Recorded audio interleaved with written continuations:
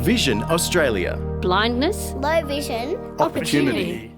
3 navy blue linked ovals form capital letters V and A within a bright yellow rectangle. Vision Australia's career sampler, keynote address delivered by Dr. Karen Wolffe, career counsellor, March 7, 2020.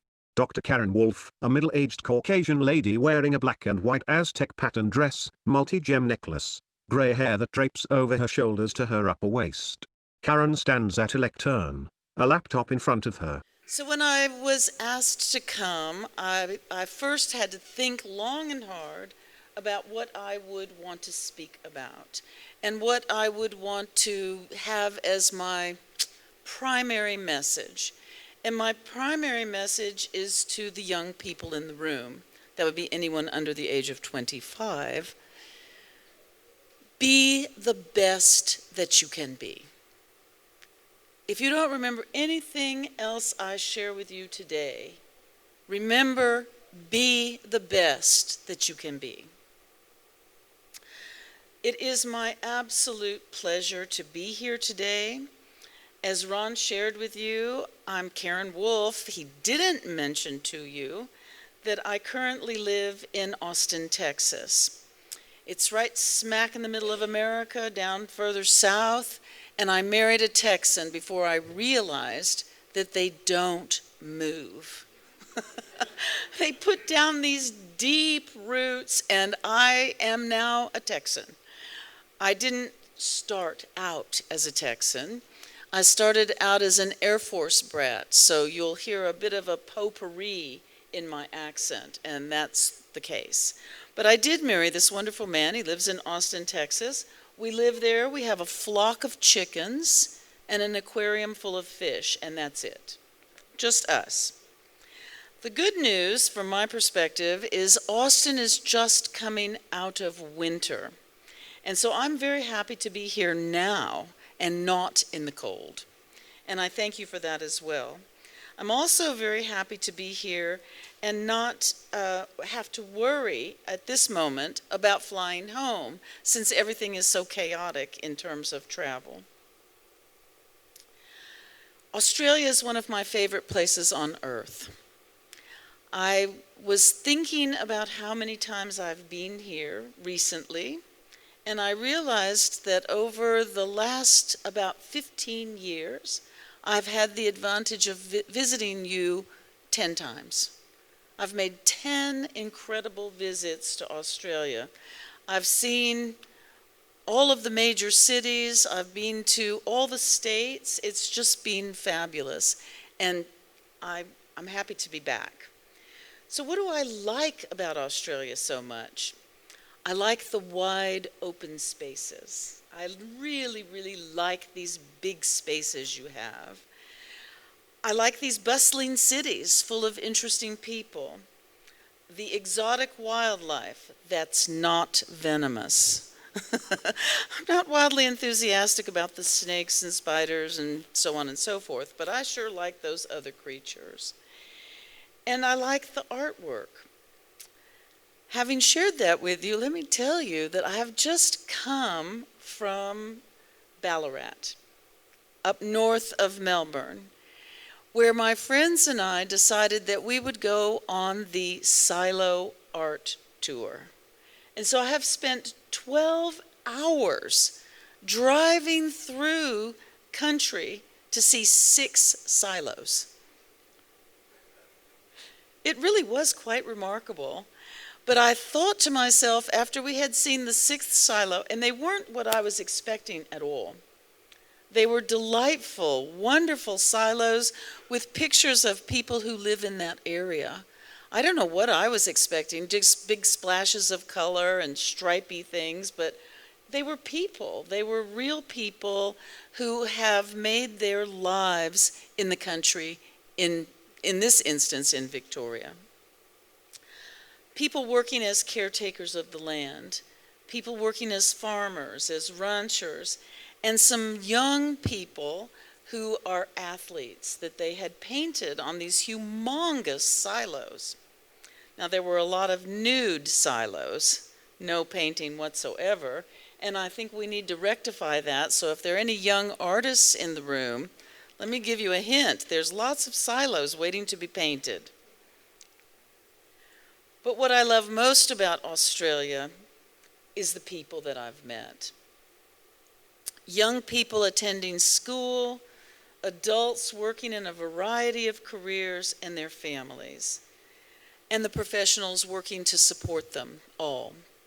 They're the real reason that I keep coming back to Australia. I appreciate you all joining me here today.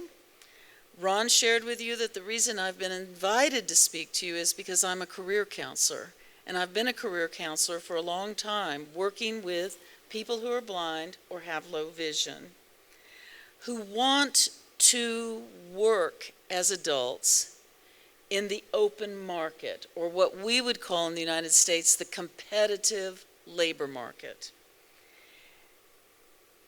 And I think it's wonderful to see that you're all here, because it tells me that you are committed to being the very best that you can be, going into work, going into employment, and contributing to the larger society, which is what it's really all about.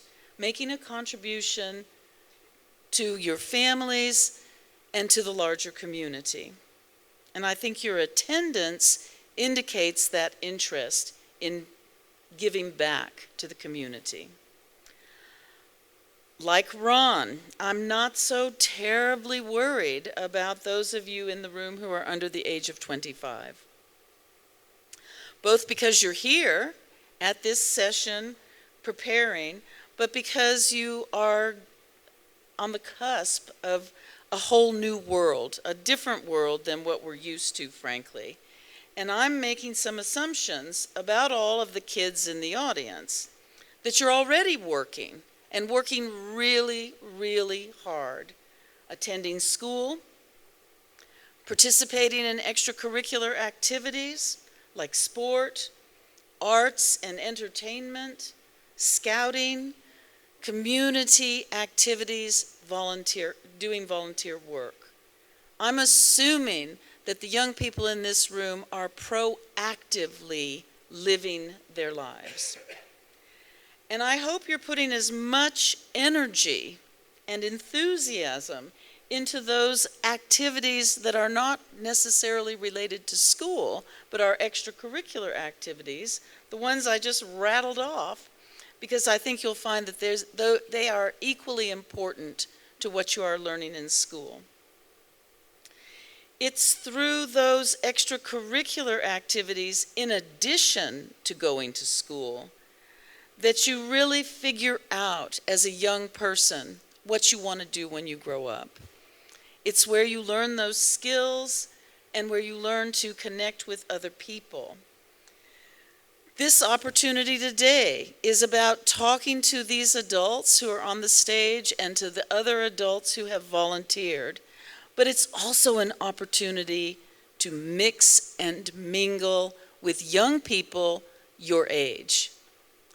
And those are important people for you to meet and to connect with, because we do this thing we call socializing for a reason.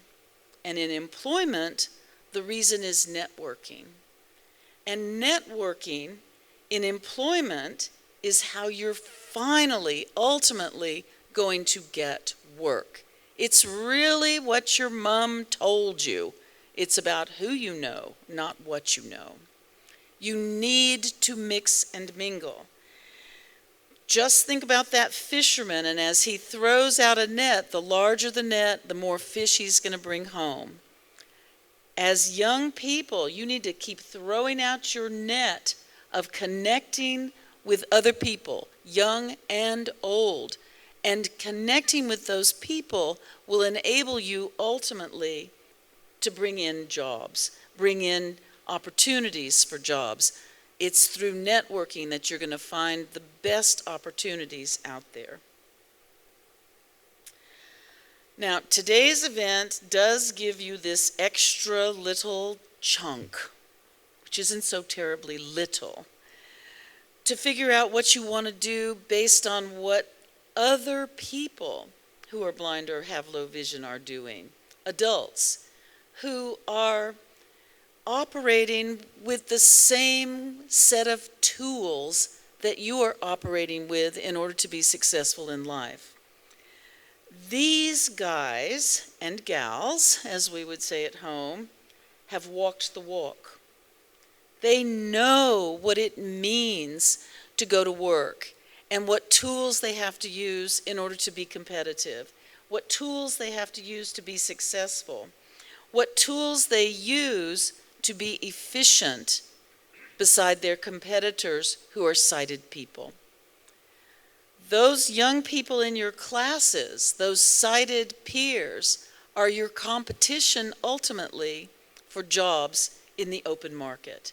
And I think it's important that you recognize that and that you learn from these adults what you need to do to be competitive, how you need to operate in order to be competitive, how you can produce a quality product or provide a quality service at the same rate and with the same level of quality as your sighted peers.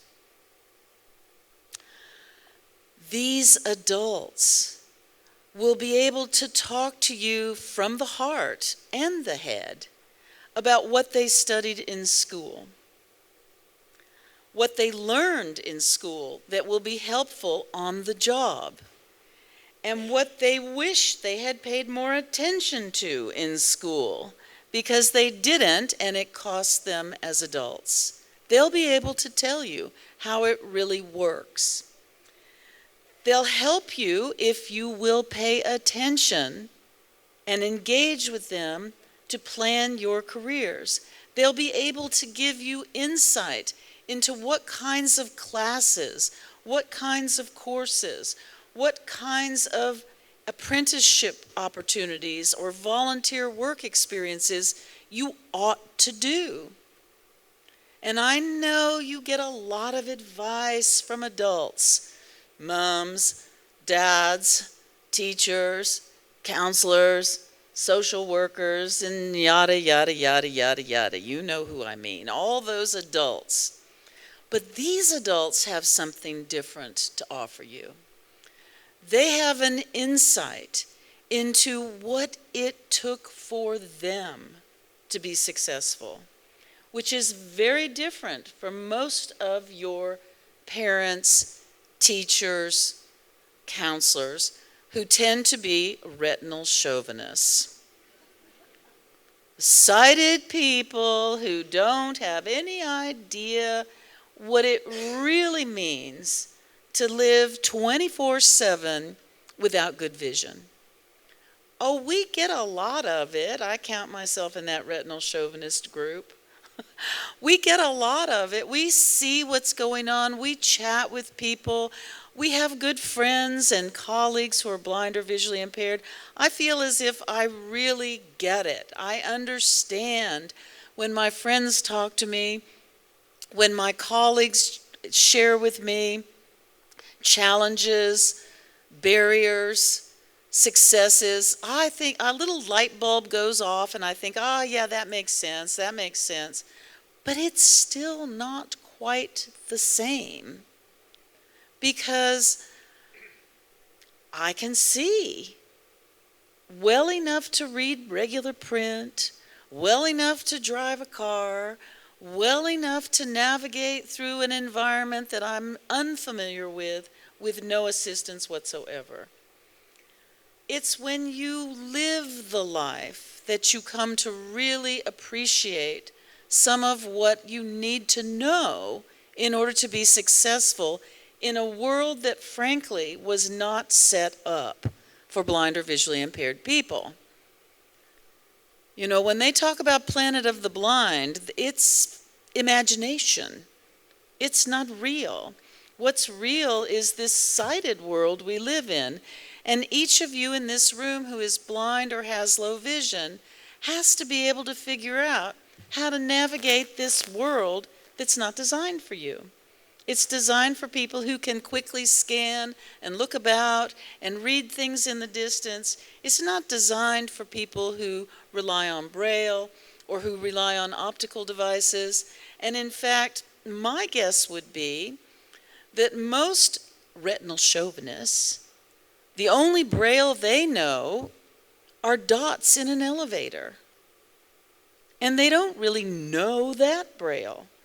I can't tell you how many of them have asked me, because they know I read Braille, why doesn't the number 4 look like a 4? I'm like, oh boy, another discussion about Braille. They just don't get it, you guys. Most sighted people don't get it. And you know that firsthand, and so do these adults. They'll be able to help you understand what the workarounds are, how you're going to need to do things differently, and when you need to do things the same way as everybody else. They will be able to give you that insight. And what you need to do, frankly, is you need to keep doing all the things you're already doing, going to school, going to scouting, volunteering in the community, participating in sport, being actively involved in life, and take notes today about what these adults share with you so that you can stash that away into your career portfolios. These adults will be able to help you connect the dots, to figure out what it is that's important that you're doing, why you're doing some of the things you're doing that don't seem all that terribly important, and how it's going to relate to the future. Now, each of you has received one of these little careers sampler passports, which gives you the organization of how Vision Australia staff have organized the sessions for you to move into sections and chat with people one-on-one. And what they've done is they've taken that organizational scheme from a place called the Foundation for Australian Youth. And that organization is how that particular unit has designed the clusters, the career clusters. If you've already taken a careers course in school, you may have learned a different set of clusters. If you've just chatted with your mom and dad about careers, you may have a different mindset. But what you've got in your little passport is the careers clusters that the Foundation for Young Australians put together. And I think it works really well for all of us. I have the website for you, those of you who are taking notes, in case you'd like to visit it after the session to learn more about what this particular foundation is doing in terms of research and investigation into careers and career lifespan for young people. That website is www.fya, that's Foundation for Young Australians, .org.au. These clusters are based on jobs that are available in Australia now and are projected to be in demand into the future. If you haven't already started a career portfolio, that would be like a binder or an envelope or a shoebox where you're collecting all this information about your careers, what you're planning for, where you're going with it, and so on and so forth. Start with this document that you're going to generate today. If you're not into hard copy, file it in a folder called Career Portfolio. Put your notes into an electronic folder, a file rather, that you plug into that folder so that moving forward you have your notes from today. If you've already started a career portfolio, I think you should be able to simply add in the information that you gather today. I want to take just a second. I'm not going to bore you to tears, but I do want to take a second to run through those career clusters with you.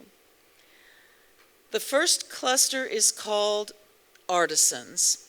And these are the people who actually are, in my thinking, realistic, working with their hands, doing manual kinds of tasks in construction, production, maintenance, or technical customer service. That's what it says in your little book. But who are they really? They are people who are building houses. They are people repairing cars and appliances. They're putting products together and maintaining those products. And they provide us with technical information about the products that we purchase or the services that we purchase. Think about how many times you've had to call to find out about your coffee maker. That human that you speak to that describes how you replace the filter or how you clean the frother or how you deal with your coffee machine is in this area called artisans, providing technical information to all of us who buy things and then don't remember quite how to work them, or don't work with them very well, or break them. The second group of career clusters, in the career clusters, is people called carers, C-A-R-E-R-S. These are the people who take care of us, who work to improve the health or well-being of others through the medical profession, and who provide personal support. Who are they? They are doctors, nurses, therapists, home health aides, attendants who help in attendance for personal care if you are unable to care for yourself. Those are all carers. The next cluster is called coordinators, and these are the people working behind the scenes in repetitive kinds of administrative tasks. They are secretaries, bank tellers, travel agents, conference planners, event planners, and dispatchers. They are the people who keep us organized, who are well organized themselves, who follow a schedule, who file things so that they can be retrieved, because some of us are not as well organized. They're very efficient. I don't think many of us be here without them, frankly. The next category is designers. And these people have jobs that require skills and knowledge in science, math, and design to construct or engineer products or structures. That's what it says in your little portfolio. And they are, in reality, architects, civil engineers.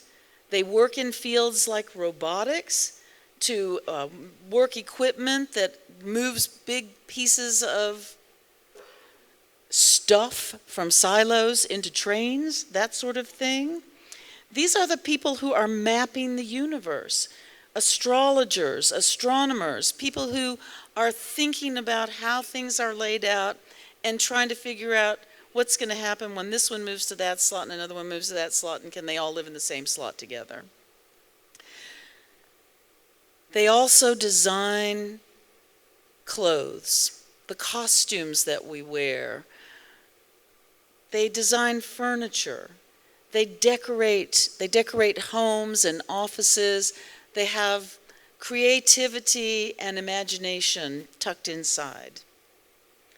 The next group of people on this list are generators. And these are the people who interact with other people in retail shops. They perform sales, and they work in hospitality and entertainment. These are the shop clerks, shop managers.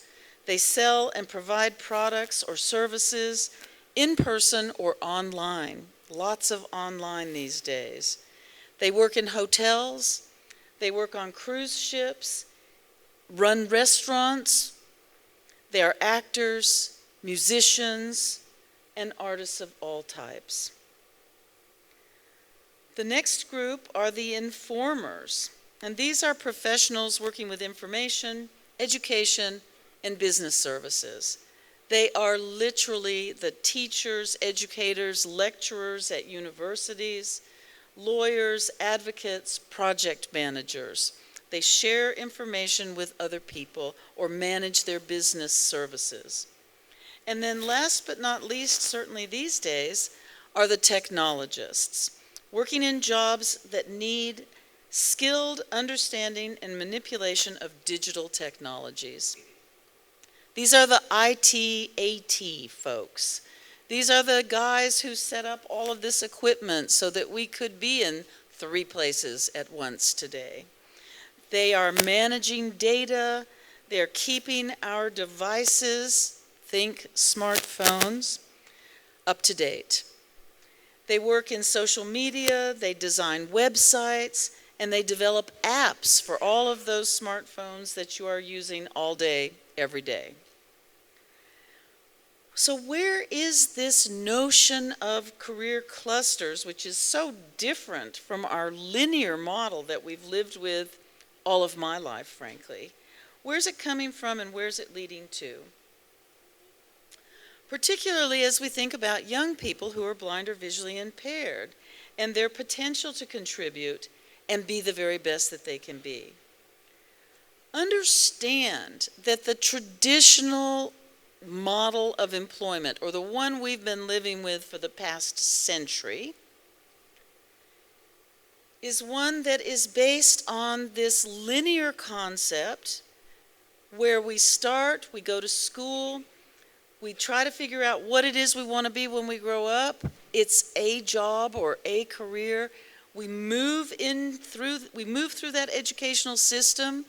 Usually by the time we're about 22, 24 years old, we're jettisoned out of that post-secondary education training environment, and we land in a job.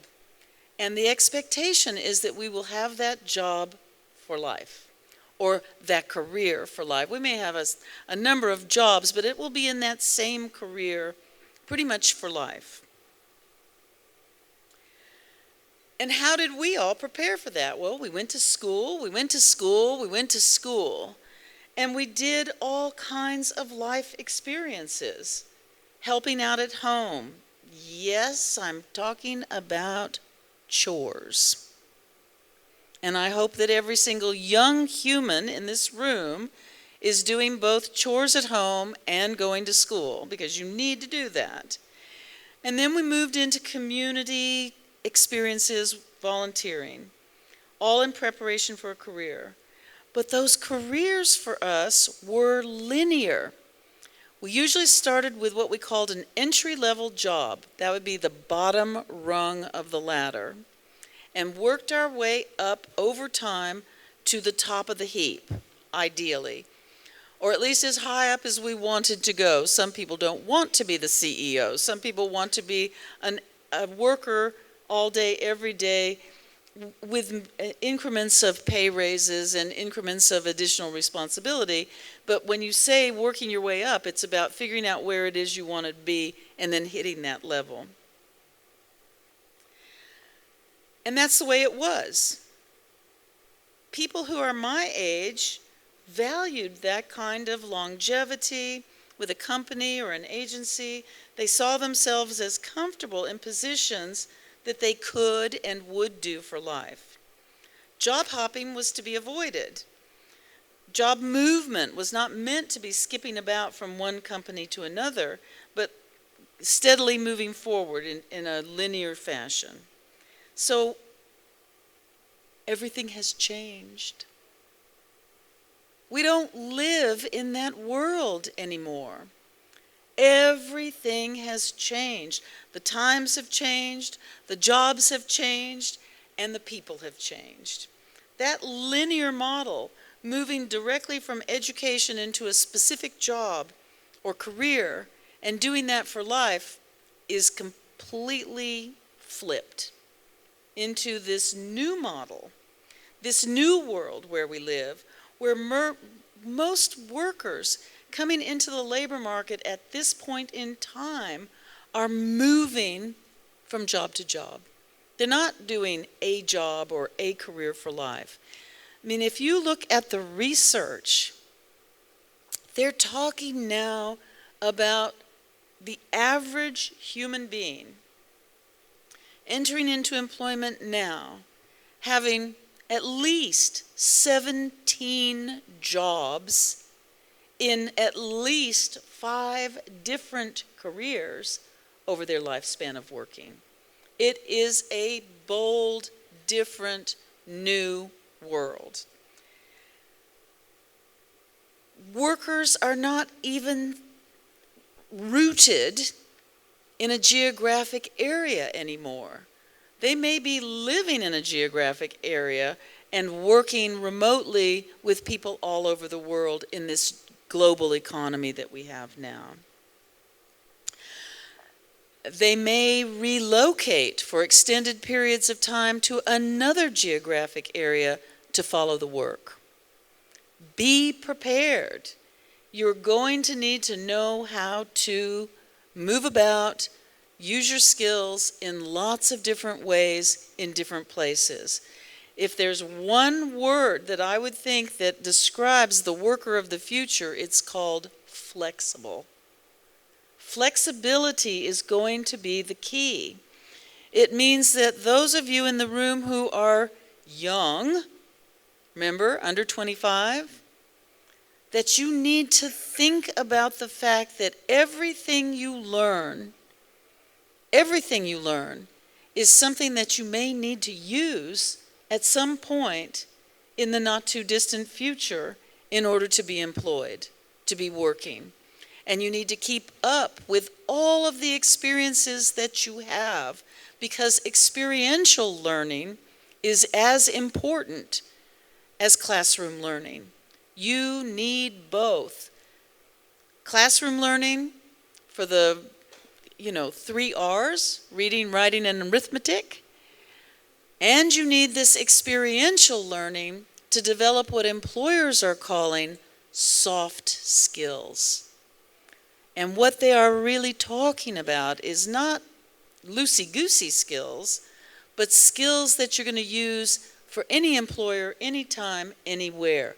Being places on time, working cooperatively with other people, following directions, being a self-initiator, that means getting started on your own, problem solving. Those soft skills are equally important to what you are learning in the classroom in terms of English, science, math. Because what's happening is we are evolving from this linear model to a new model where people are doing, instead of careers or jobs specifically, they're doing gigs. And I'm not talking about gigabytes. I'm talking about short jobs for different employers over the course of your life. We even now reference it as the gig economy because there's so much of this happening. Those of you in the room who are over 25 are probably experiencing this as workers, where big companies, many big companies, are now, instead of bringing in new people for long-term commitments, they're bringing in new people for short-term contract work because that's the way it's going. So you need to be prepared. You need to be thinking. People are no longer defined by a job title. They're going to be defined by the skill sets that they take out there and market in this competitive new world. And remember what I'm sharing with you. You need 2 skill sets. Hard skills, that's the reading, the writing, the arithmetic, the digital management skills, the data management skills, those hard skills. Those of you who are in sport, it's what I'm talking about when I talk about how fast you run, how high you jump. Those are specific skills, hard skills. And then these soft skills that are equally important. Think to sport again. The skills of being a team player. The skills of knowing when to pass the ball to the other guy, because the other guy needs to make the shot, not you. The skills of following directions so that you don't have to keep repeating it. Those soft skills, very, very important, and you need to have those in your toolkit. Because you're going to need to offer up those skills to multiple employers.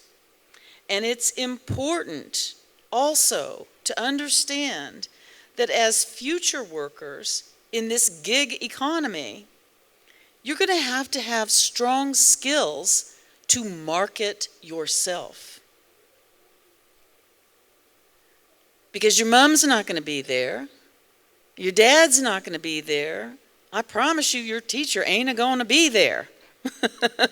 You're going to have to make someone want you. You're going to have to convince an employer that you have the skill set to do the job they need getting done. You're going to have to do that. You're going to have to understand what it takes to connect successfully with other people who all have vision. I'm going to give you a couple hints. Smile. It'll take you a long, long way if other people see a pretty, happy, smiley face versus a frowning, disgruntled, irked face. Smile even when you're not happy. Smile when you're having a bad hair day, but smile if you want to market yourself. Because other people like people who look friendly. They don't like people who look grumpy. In fact, they won't hire them. So if you're going to market yourself, the first rule is always smile, engage with other people.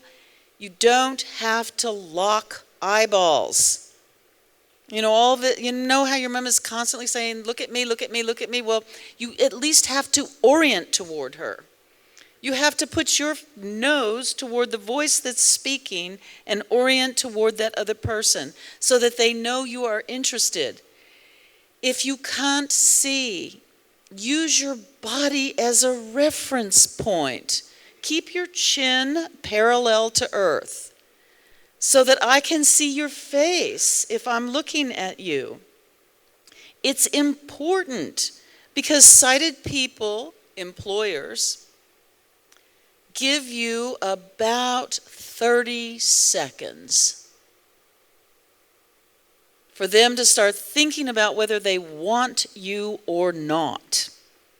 You literally have 30 seconds to 2 minutes to convince an employer. People will tell you, oh, you can have an interview and it'll take blah, blah, blah, and everything, they have to do this right, they have to do this, blah, blah, blah, blah, blah. I'm going to tell you the whole truth, which is it's 30 seconds to 2 minutes for an employer to decide whether he's going to, or she is going to decide whether to keep you or not, whether to take you on, whether to hire you for that gig. They're going to hire the people that they like. They're going to hire the people who look interested, who look animated, who look like they could do the job. It means you have to look the part. Make sure you have on the right costume. Make sure you're smiling. Make sure you're greeting that person by name. Make sure you follow all the social rules, because social is what's going to take you to the next level. Social is what's going to get you in the door and through the door into the office for the interview. If they don't like you, they will rule you out. It's that simple. I talked about those core skills like reading, writing. I want to also say a quick word, and then I'll hush, and you can hear from these adults that you've come to hear. But while I have the podium, I want to mention a couple of things quickly to you.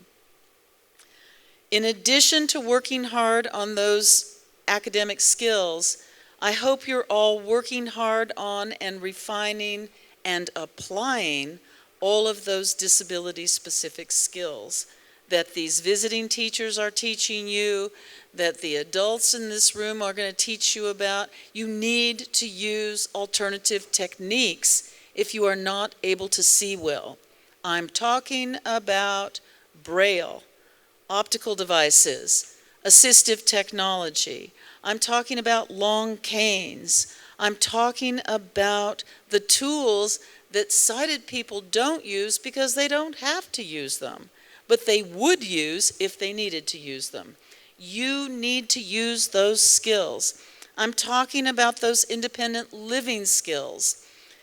You know, I said in a sort of joking manner, but I wasn't joking, that you should all be doing chores at home from the time you're like 2, 3, 4. I want you picking up your toys, my toys, everybody's toys. I want you helping to set the table. I want you doing things at home because eventually, guys, don't you want to have your own place? Don't you want to live independently or with a partner in life, but not your parental units forever? The way you make that happen is to figure out how to do some of this stuff while you're living at home. Learn to cook. Learn to clean the bathroom. Learn to make your bed. These are critical life skills. And it's not just your mother who thinks so. It's all those potential mates out there that you might want in the future. It's employers who are going to expect you to come to work clean, well-groomed, with clothes that match or don't match, depending on your career, but at least the costume that goes with the job. You have to learn these skills. You've got to learn how to do these things or you are going to be in jeopardy for failure. I'm not going to go on any further about the social engagement skills. I think I've made my point. Yes, little heads going up and down for yes. You get it? Uh-oh, side to side. You know, I'm going to talk to you afterwards about social skills. If you turn your head the wrong way, you're toast with me. I would just remind you, it's about connecting. It's about connecting with people. It's about connecting with people both in person and online. Being able to communicate effectively with other people, being able to read body language and facial expression or pick up cues from the environment that tell you what's going on so that you can make friends and influence people positively. And then the last thing I want to mention under disability-specific skills is career education. I'm breathing a sigh of relief that you're here because this is a part of career education. Learning about careers, learning about jobs, learning about what the future looks like in the world of work. I remind you, find out more information. Don't just gather a wee bit of information today and think, oh, tick that box, job done, I'm out of here, because you're just starting. You have got to get as much information as possible from as many people as possible, both sighted people and people with visual impairments, so that you can be thinking, could I do that? Would I like to do that? How good would I be at doing that? How would I do it? How can I make that happen? You've got to have employment in order to support yourself and your families in the future, to live life, to have fun and be comfortable.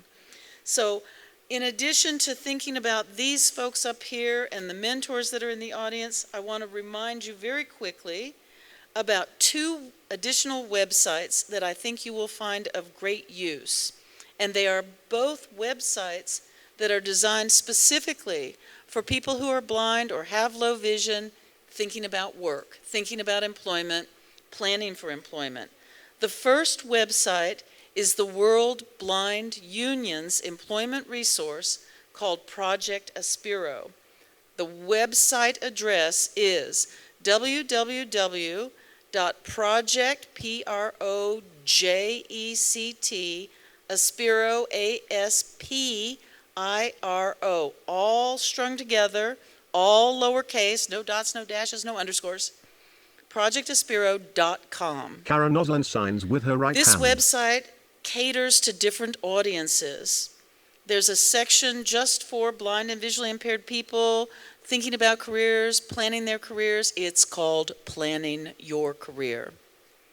There's information for friends and family, information for service providers, and information for employers.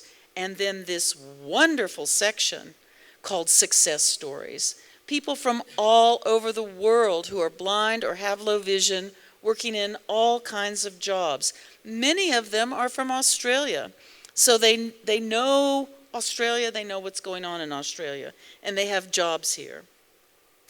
And those folks are, they're not real people. I mean, they're real people, but they're not online as humans. They're online as video.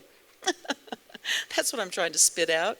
They are video clips of these successfully employed blind and visually impaired people that I think you would benefit from looking at. And then the second website is called Career Connect. And it is a similar kind of website which focuses pretty much exclusively on North America, the United States. The vast majority of those mentors and people that are on that particular website are in North America. But there's wonderful content for people who are job seekers with vision impairment. The website for Career Connect is now, it's changed for those of you who are used to the old site because they've been taken over by a new agency. So it's still called Career Connect, but the website is www.aph, like American Printing House for the Blind, Career Connect. Again, no dots, no dashes, no underscores, .org. And that's got lots and lots of people visually impaired, working in the United States and Canada. Great stories from the gal who's working as a voice-over actress for Disney to the man who's working as a personal trainer in another part of the country. I think you'd find them very, very interesting. And there's wonderful content specific to young people. Aaron's Adventures in Employment is my favorite. That would be Aaron, A-A-R-O-N. Aaron's Adventures in Employment are all about a young man who's low vision, who's trying to get his first job, and it's about him putting together his resume. It's about his first interview. And my favorite, which is an audio interview, is called Attack of the Coworkers. It's worth a listen. I encourage you to check it out. And then finally, there's a set of videos up there called On Your Mark, Get Set, Go to Work. And it's all about young people in their first jobs. And I would encourage you to take a look at that too. I encourage you to check out these websites, document what you learn today, keep up with your notes, push it into your career portfolio. Mix and mingle with the other folks who are here today. Take advantage of this opportunity. Chat with people and take notes. Be the best that you can be. If I can be of any further assistance to anyone in the room, all you have to do is reach out to me via email. My email address, all spelled out, lowercase, again, no dots, no dashes, no underscores. My name, but you have to spell it correctly. Karenwolffe.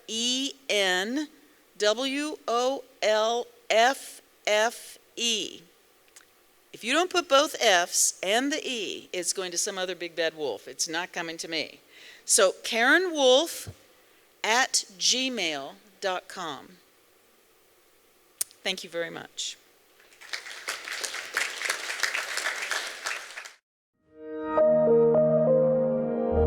Vision Australia. Blindness, low vision, Opportunity.